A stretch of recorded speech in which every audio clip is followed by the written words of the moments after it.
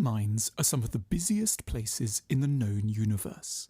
It's estimated that under a deceptively calm exterior, some 70,000 separate thoughts hurry through consciousness from the moment we wake up to the time we slip into sleep. What many of these thoughts have in common is that we seldom do them any kind of justice.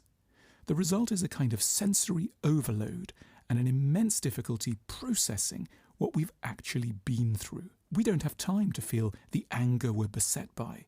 We don't have the wherewithal to give room to the sadness that nags at us.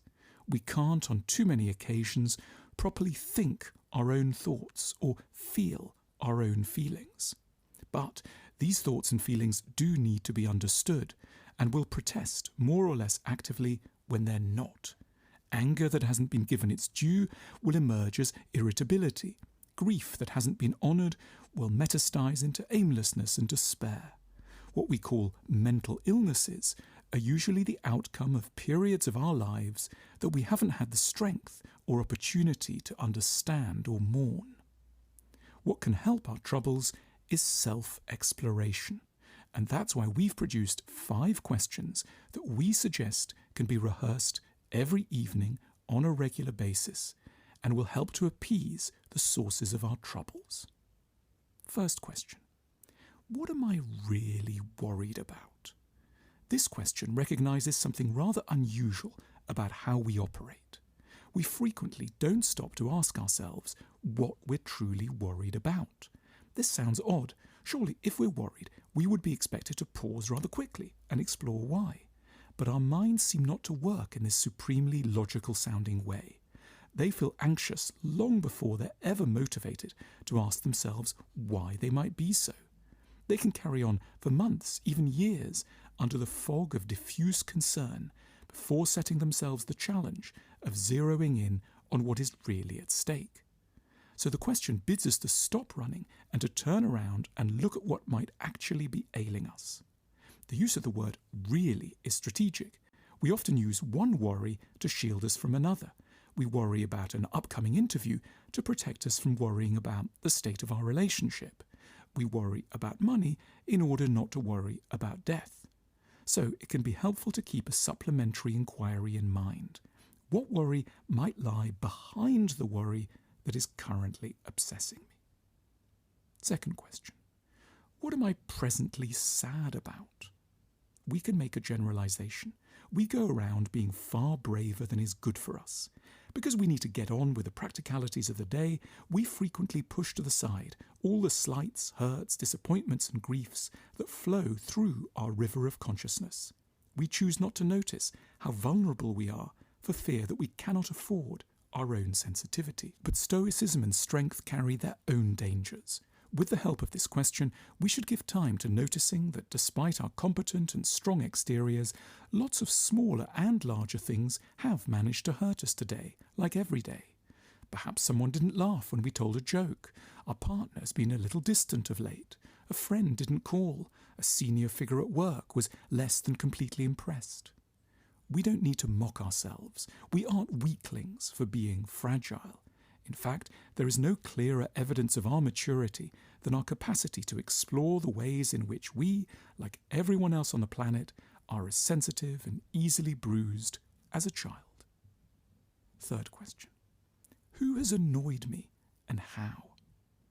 We want to be polite, of course. We're attached to the norms of civilization. It upsets us to think we might be upset. Nevertheless, here too, we need to have the courage of our actual sensitivity. No day goes by without someone annoying us in some rather fundamental way, usually without them in any way meaning to. Our spirits will be lighter if we can bring ourselves to spell out the injury. What happened? How did it make us feel? What might we tell ourselves to re-find equilibrium?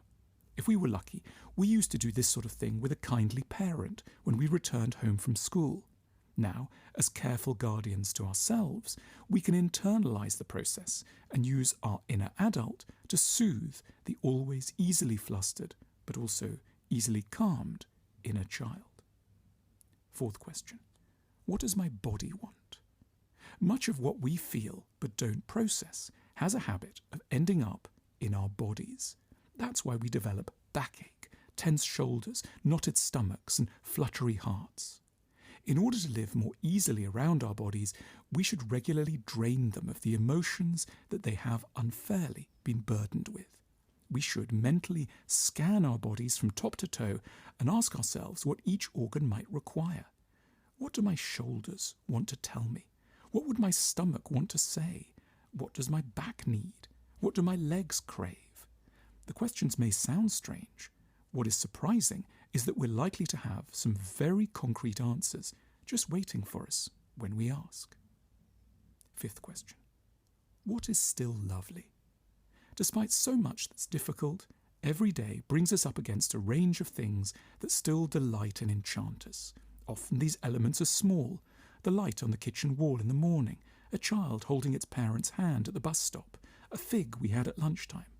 These might not sound like things we should bother to register, but summoned up in their full richness and held in our attention for a few moments, they can help to fortify us against the voices of despair. We tend to assume that if something is lovely, it will strike our minds as being so with full force, without us needing to do anything supplementary. The reality is stranger. We need to make a conscious effort to squeeze joy out of beneficial elements that might otherwise be forgotten without notice. Our lives have some lovely aspects to them, but we may, surprisingly, regularly and rather clumsily, have to make a list of them in order to realize that they exist. When Socrates, apparently the wisest man of antiquity, was asked to define our highest purpose as human beings, he offered a still legendary answer: to know ourselves. We should aspire to be people who never cease to try to make sense of themselves at the close of every day. We should devote ourselves constantly to trying to shrink the scale of the darkness within us, bringing what was once in shadow closer to the light of interpretation, so that we stand a chance of becoming slightly less frantic and rather more joyful, creative, and calm creatures.